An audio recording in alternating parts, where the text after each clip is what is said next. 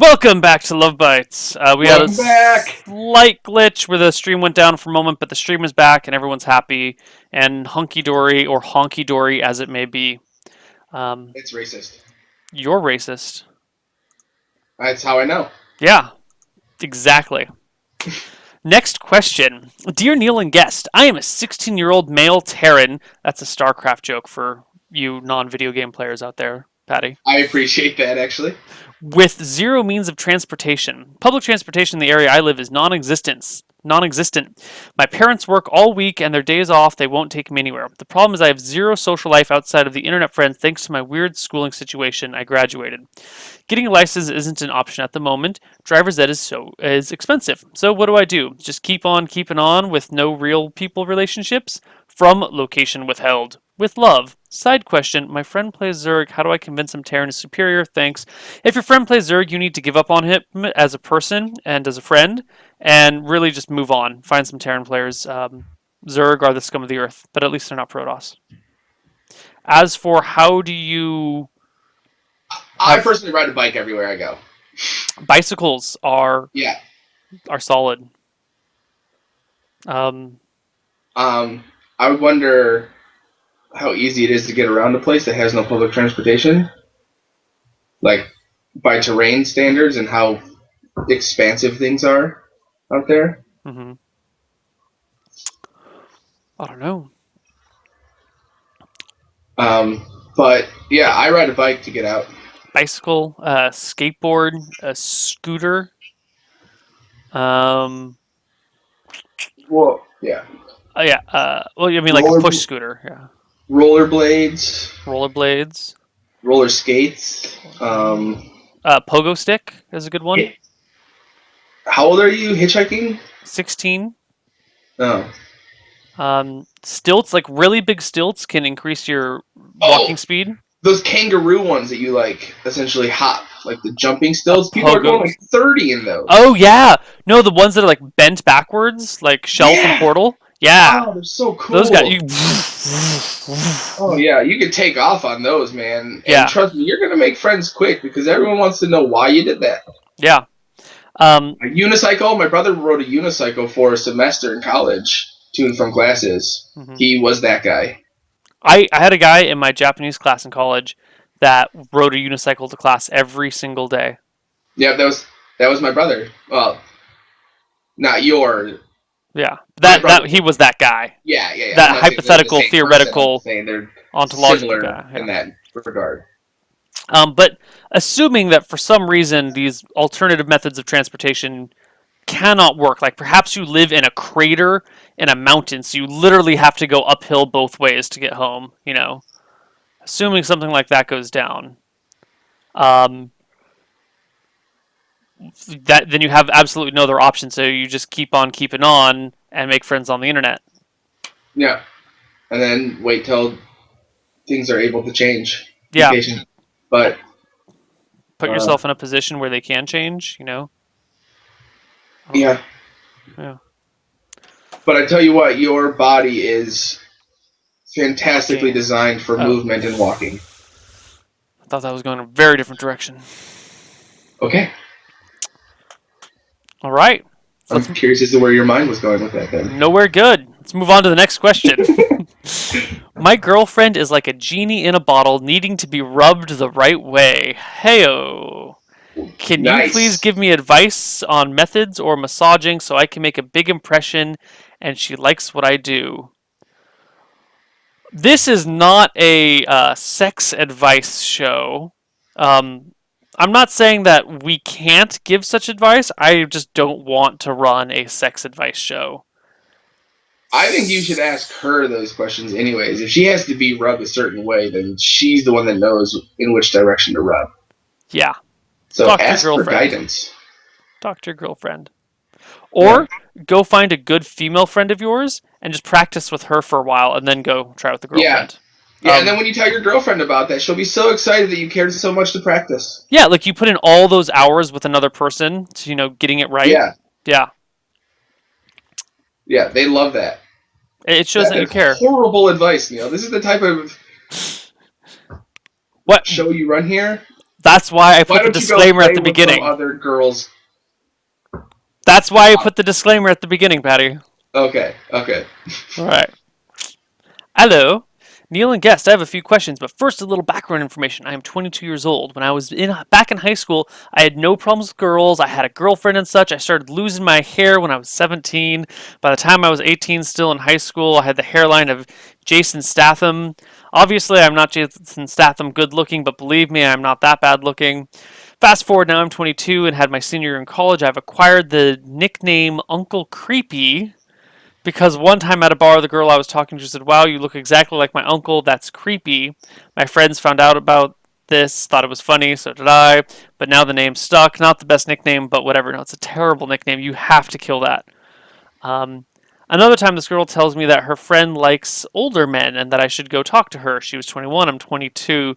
Basically, what I'm saying is none of these girls take me seriously. They only hook up with me because they like older men, which, believe me, is once in a blue moon. Or treat me like I'm an older brother, cousin, uncle, and instantly friend zoned, leaving no room for dating. What I really want to know is hair really a big factor really as big of a factor as I'm making it out to be, or am I just crazy for being follically challenged? Sincerely, Uncle Creepy. P.S. I'm also running out of Halloween ideas. I've already done Mr. Clean, Bane, and Captain Jean-Luc Picard. Any more help would be greatly appreciated. Sounds like Jason Statham's a choice. Yeah, Yeah, you could go out as the transporter. yeah. Um, you could just shave it all down and go do the. You could do a Walter White. Well, then what's the point? He's trying to play off the fact that he has a little bit of hair. He's just balding. Yeah, but clearly he's You could go out as a creepy uncle, You could go out as a creepy uncle. and then at least you have a better excuse as to where that name came from. Yeah, but what if he goes out as a creepy uncle, but he plays the part so well that he actually gets like arrested? Well, then we now know where the name came from. Yeah. But back to the girls thing. Well, I have a question, Neil. How do you squash a nickname? How do you squash a nickname? You embrace it and play with it, and almost overkill it. And then once other people are kind of just like, oh yeah, then you just drop it completely and let it drop naturally. If you embrace it too much and push it too far, it like recedes and then comes back again. So you need to like, if you had some sort of weird nickname for me, I don't know, you called me Stinky Feet for whatever reason, I would play up the Stinky Feet angle for a while, and then I'd like try and shove my feet in your face. We'd make some jokes about it, and then once I didn't hear you make any jokes for like a day or two or three or four or five, then I'd be like, oh, I'm just gonna stop talking about it, and then it would just kind of disappear on its own accord. Yeah. That's how you squash a nickname. Embrace it until other people stop enjoying it. It's basically pulling a Pierce. Pierce. Yeah. Just own it. Yeah. Own it when it no longer seems like it irks you, no longer upsets you, then people will stop trying to use it. Yeah. As for the follically challenged girls going for older men, don't worry about it. Just date. Like, don't. If someone's like, oh, she likes older men, you should go for her. Be like, I'm 1 year older than her. I'm not an older guy. Why the hell would I want to talk to her? That's actually insulting. You're being a dick. You're not a good friend. You're an asshole. Buy me a drink. And then you get a free drink out of it. That's my plan. What's your plan? Again, I just say own it. Same thing as the name. If girls are into older guys and you're going to look like an older guy, then you might as well use that. I mean, and if hair does matter to somebody, then unfortunately, there's very little that you can do about that. So, kind of just have to accept the fact that that's who you're getting. Like for me, I am a heavy set guy with a nice little gut, and I found a girl who enjoys a teddy bear style guy. So I get to enjoy a girl who enjoys teddy bear style guys. I'm pretty lucky. All right. There you go. Yeah. Yeah. Let's do the next one. Let's do it. Hey Neil, you guys may have answered my question in a past show, but I haven't heard it yet. Sorry. Hey, LoveBytes. I found it hard to find any meaning in relationships with girls in the past few years, and several of them have told me that the biggest issue is my off-shift working hours, having to work every weekend and long 12-hour shifts, etc. A friend of mine suggested that posting on dating sites such as eHarmony or Match.com, although I've gotten serious concerns about sinking time or money into a site just to be let down with bad matches. Any thought on if I should suck it up and put myself on one, or maybe try something else? For girls, you don't really ever have to put money into dating sites. Guys put money into dating sites. Girls get to do it for free. It's kind of how it works. So you're not going to sink that much money. And in terms of time, It's always ladies' night on a dating site? yeah. Huh. Yeah, I mean, that's... I don't know about all the dating sites, but from what little research I have done, that guys end up paying a fee, and girls can get all the features that guys get, but for free. That makes sense. Yeah, it's a good model. That's why we pay them 70% less for the same job. They get all this shit for free.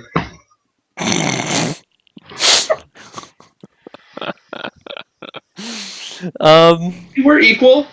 Yeah. I'd go for the dating site. Yeah, I mean, if you can't find people the other way and you want to find people, then what are you going to do? Sink time and not get anywhere as opposed to sinking time and not getting anywhere like you are now? Like, might as well mix up your strategies. Do it.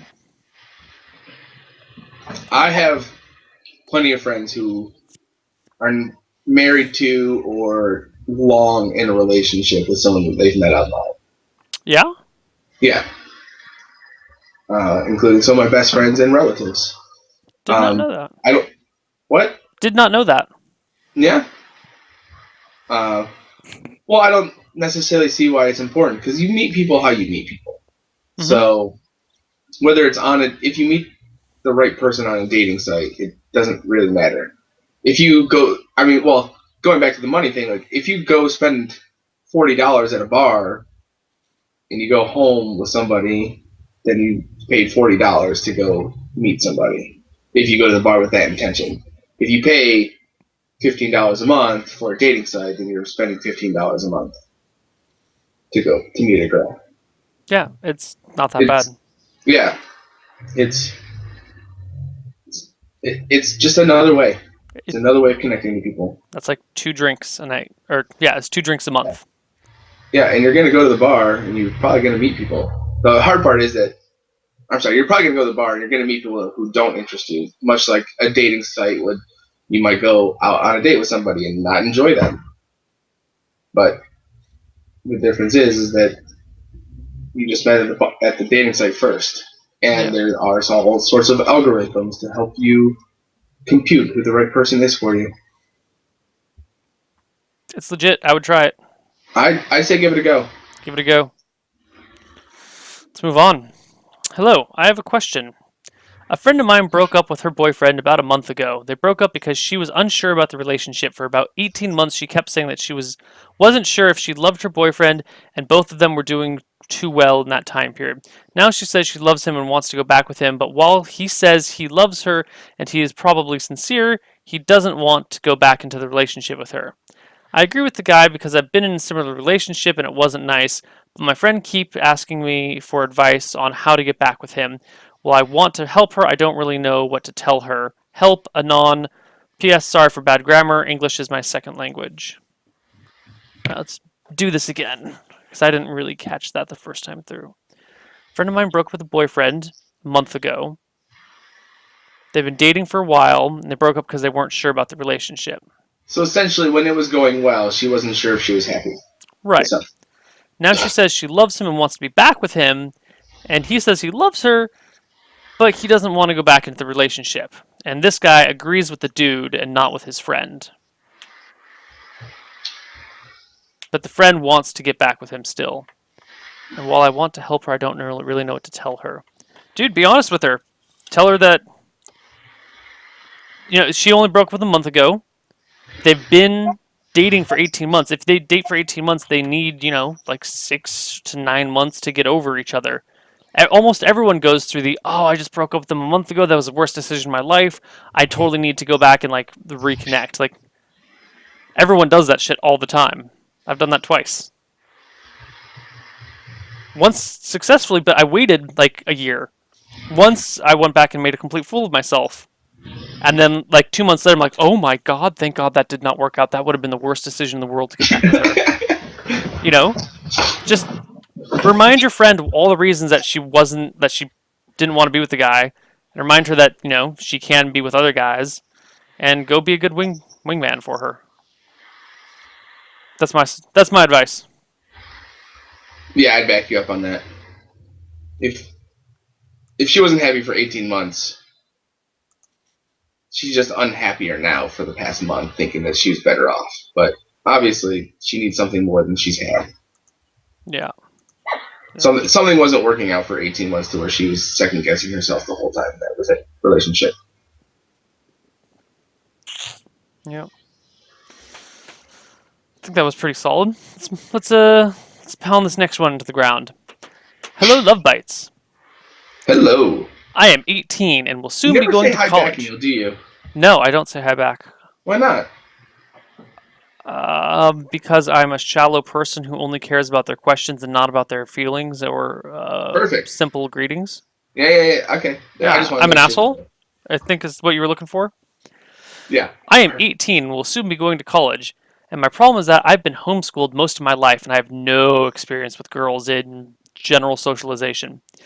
But this problem has expanded because all of the time in social limbo has made me shy, blunt, and overly serious. I take jokes as direct attacks against me, against strangers, but once someone breaks through my shell, they'll find a loyal, loving, and respecting person if I see them as worth the risk. Also, even though I hate being put into a stereotype, a lot of my inner personality is almost on point with my birth sign, Capricorn.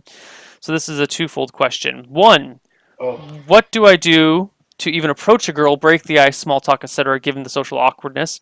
Two, should I change my personality to fit others, or should I wait for a girl who will accept me for me? Ooh, that's a tough one.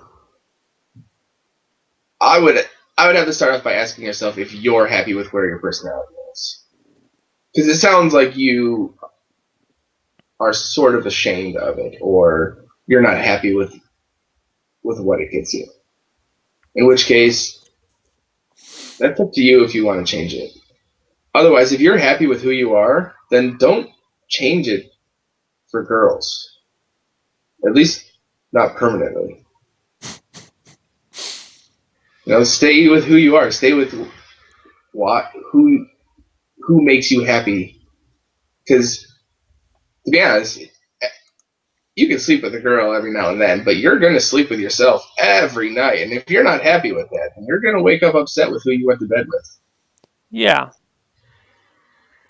Being honest with yourself is the most important thing in the entire world. I mean, don't have any qualms about changing your personality if you feel like there's something about you that you need to change. I have done it many times in my life. And will continue to do it as I find things that make me not as happy to be me. But if you're happy with yourself, be who you want to be. Seriously. Yeah. So don't change your personality to fit others. Change your personality to fit yourself. Perfect. As for how do I approach a girl, break the ice, small talk, etc., given social awkwardness, I'm going to spell this out for you very, very bluntly because you're a blunt person. I'm a blunt person. Sometimes. Let's be blunt about this. You're going to be embarrassed. You're going to get your heart broken. You're going to be shy. It's going to be awkward and uncomfortable. And all these things will happen to you. And you will go through them and you will be a stronger person for it. And life will be better on the other side. But you need to go through that, forging process of awkwardness and hell and suffering and uncomfortableness. It builds character and it's good for you. And everyone else does it in the world. So suck it up.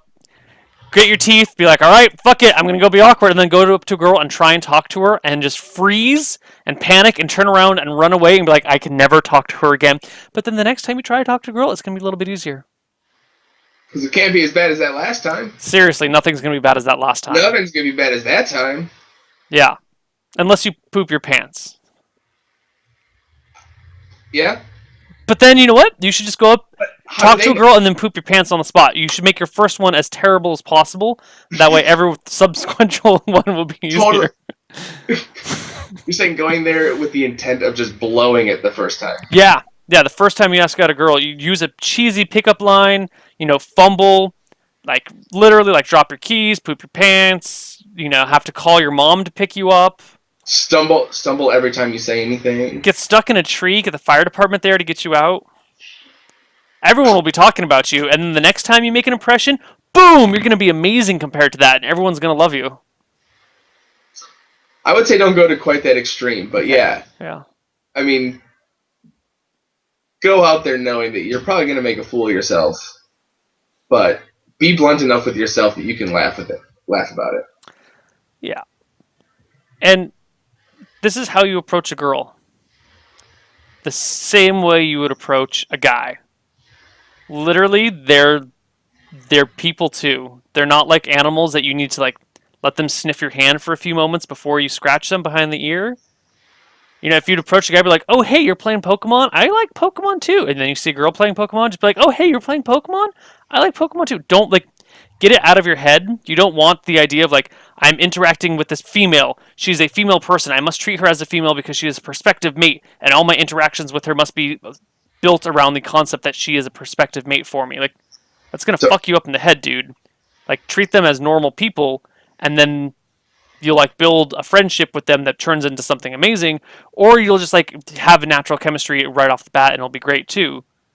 But you can't like approach every single girl like they're, they could be the one. Yeah. To quote the 40-year-old virgin, don't put the pussy up on a pedestal. I haven't seen that movie. Yeah, you should watch it. It's a classic. Okay. But maybe I'm just too old. It's not that old of a movie, dude. No, I think you really need to watch it. Well, then maybe I should watch it. I feel like you should say it with a little bit more humility when you say I've never seen it. I'm sorry, I've never seen that movie before. There you go. I feel better, actually. You know what? Maybe I know what I'm doing tonight. You fake good humility. Anyone ever tell you that? I'm practicing. All right, here we go. I don't know if we can fit too many more in today, so we'll try this. And that's what she said. That's what she said. Damn, nailed it. Nailed it. Hi, Neil. Hi. Sometimes I date my friends when I see fit. However, I never feel anything for them. My relationship with them is very limited. However, I always try at grasping for something more, all the while expecting nothing. I force myself into a deeper relationship with them until I miraculously feel the need to stop and move on with my life. Over many occasions I've done this, seek intimacy with my friends, only to have them shafted. My point is this. Good for shafting. I like the pun. Though I do not love, I have a sociological need for it, and a need that only results in me leading on my friends. I've been satisfied on your previous answers to my inexperience with emotionally based love, but what do I do to quell my misdirected urges to normalize?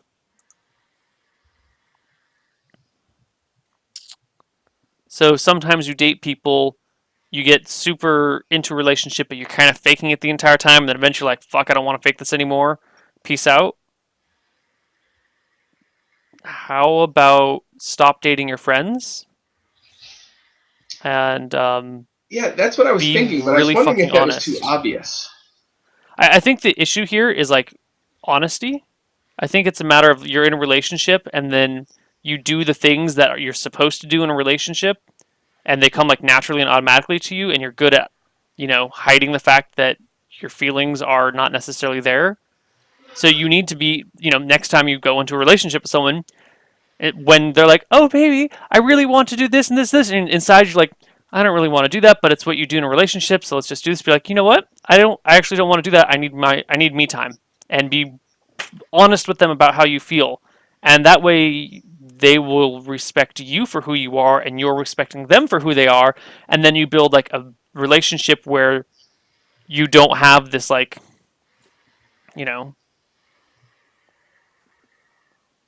weird relationship where you're going through the routine. Unless I'm misunderstanding the question. No, that sounds about right. Like, essentially when you find yourself doing it just because you feel like it's a relationship, then stop. Yeah. Just to reiterate what you said. And just, you know, tell the truth and be honest Yeah. and be straightforward. No, I don't want to go to your, ballet recital. What? You don't want to go to my ballet recital? No, I really don't. That doesn't interest me. And then maybe you guys break up right there. Maybe that's it. And then that's fine. That's over. But do you want to be like going to her ballet recital for the next 30 years of your life, even though you hate it and she really likes you to go and you're like, fuck, this is the worst thing ever? And then she wants you to go do this and this and you just keep going because that's what she wants. No, that's no way to live, right? I don't know. If a ballet recital is something that's pretty important to her, you still would want to do that, wouldn't you? But that's my point, is that you would want to do it. Yeah. If you don't want to do it, then clearly you don't really care about her ballet recital or the things that are that important to her, and that's okay. That just means that you guys probably shouldn't be dating. Just, be honest with her about what's going on in your head and in your heart. Oh. And in your heart.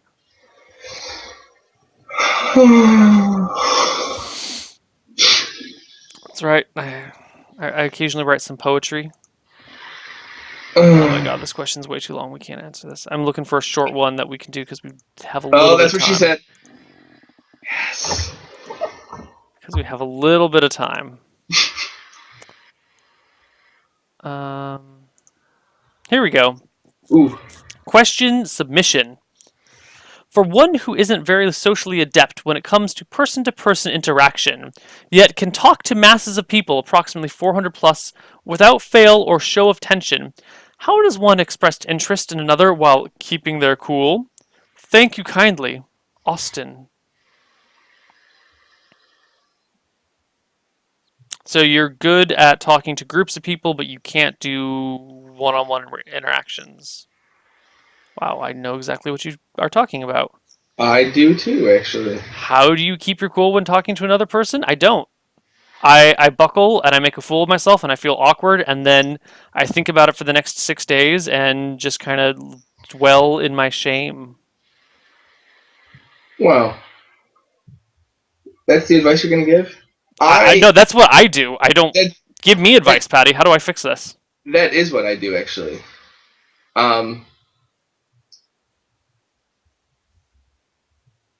Is it... I guess it's the interaction that would do it? Because if you have 400 people there, you're not actually interacting with the crowd beyond just reading their signs. Right.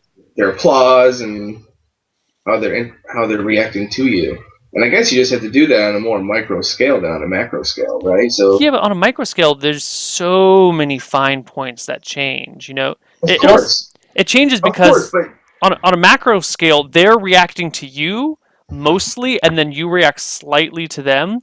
Whereas in interpersonal, it's back and forth very, very quickly. It is. It's different, but it's a lot of people have the exact opposite problem. They are 100% terrified of talking to many groups of people, or a group of many people, and can interact one-on-one with people solidly.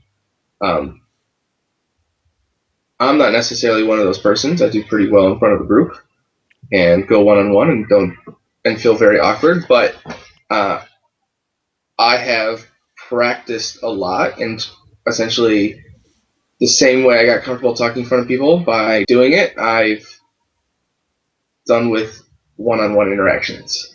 And through going in, stumbling, making a fool of myself, tripping over words, not reading this micro social cues that I'm getting from them.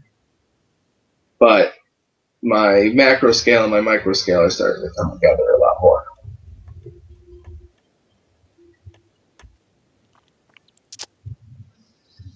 Does that help at all?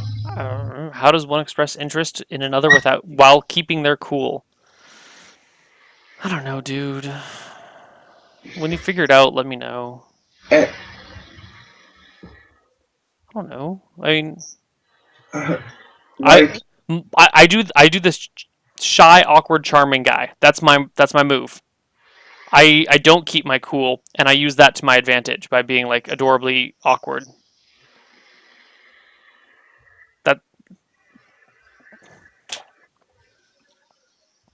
take them to a baseball game and announce it over the loudspeaker.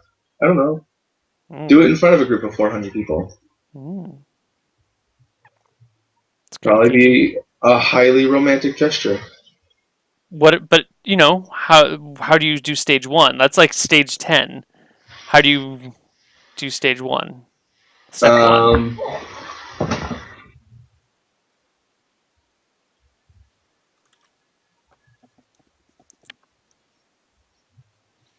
I don't know. Yeah. I don't know. I'm not good at keeping my cool. I like that one guy is blunt, and I'm very loud. So it's hard for me to tell just one person that I love them or have feeling towards them because everyone has to hear it when they're around me.